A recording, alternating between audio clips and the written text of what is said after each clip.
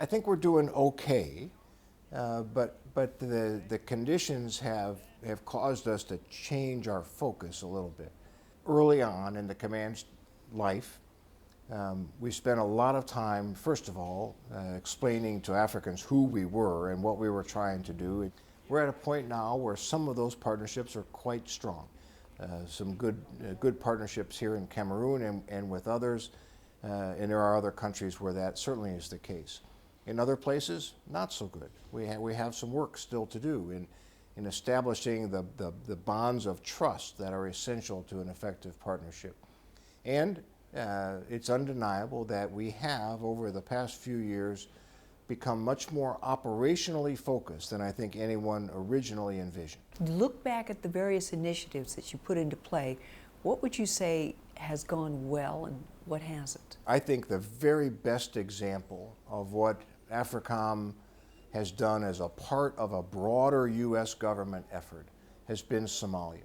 When I do public speaking, I often say, if a year ago you had told me that Somalia would have an elected president, a constitution, a parliament, that the Al-Qaeda affiliated organization Al-Shabaab would be largely removed from Mogadishu and the important port city of Kismayo, and that Africans were increasingly in control of Somali territory, I would have said there's no way that's possible. But that's exactly what has happened. And it has happened because the Africans committed themselves to it. The United States and other members of the international community provided some essential support, but it was African-led. And that, to me, that's the key, to help where we can, where Africans have made a decision to act. And there are many others. The activities against the Lord's Resistance Army, I think, fall into that category. Increasingly, maritime security here in the Gulf of Guinea. I am hopeful that the African-led mission in Mali will follow that model as well. Probably a little too soon to tell, but I think that's the right model. So overall, are you seeing an increase of Africa wanting to take care of Africa? I don't know that the intent is different. I think there's always been an intent that Africa should address its own problems. What's different now is that whether you look diplomatically or economically or in the security sector, Africa is increasingly capable of doing what their intentions have always called them to do. Another reason for the creation of AFRICOM is to protect America and her interest on the continent, which means the oversight and the defeat of terrorism. How effective are we on this front? Again, I would say mixed. In Somalia, quite good. There's no question but that Al-Shabaab, an Al-Qaeda affiliated organization with close ties to Al-Qaeda in the Arabian Peninsula, is significantly weaker now than it was a year ago, 2 years ago, 3 years ago. That's a very, very good thing. Not defeated. They're still present. There's still more work to be done, but Al-Shabaab is significantly less influential now than they were. But if I come across the continent to this side, two very worrying trends. In neighboring Nigeria, the existence of Boko Haram, mostly in northern Nigeria, and a particularly violent offshoot of Boko Haram known as Ansaru, is stronger now than they were a year ago or 2 years ago, and are increasingly violent.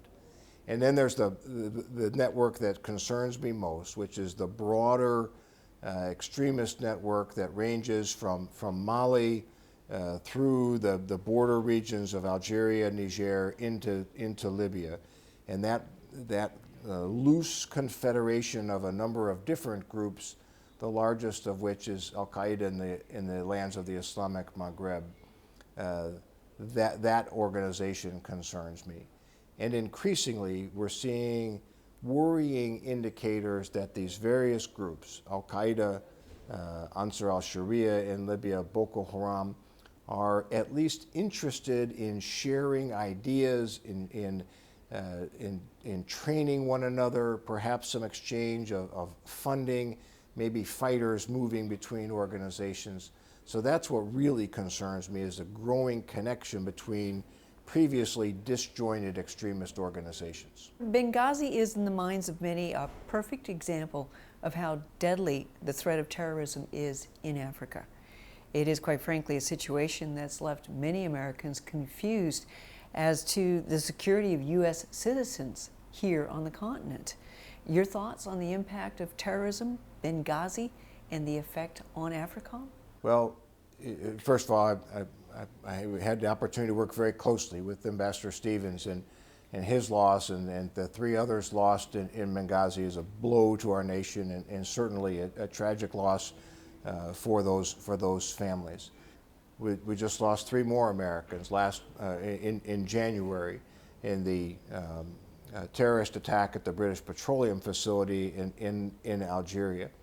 We have to be very clear-eyed about this. There is a very real threat to Americans, Westerners, and others. It's important to remember that most of the people taken hostage, most of the people who are subjected to the activities of these extremist organizations are local people.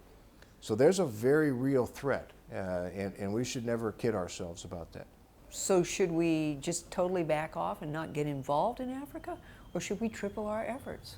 I think we have to be very judicious. We have to first, the lens through which we consider the application of U.S. military power is through the lens of what are our national security interests, and that's how I try to lay out for the Chairman of the Joint Chiefs and the Secretary of Defense. As I look in Africa and see a number of different threats, how do each of those threats pose or undermine U.S. national security interests in Africa? That's a start point, I think, for the prioritization and the discussion of how we might use U.S. military power. But in the long run, we have to always remember that these extremist organizations, terrorist organizations, will not be defeated by military means. There's an essential military component, but the military by themselves will not defeat these terrorist organizations. It requires a combined effect of security, which is largely a military activity, but it necessitates economic development, good governance, education, basically host nation government programs that offer people hope so that they are not attracted or suborned by these messages from these Islamic organizations.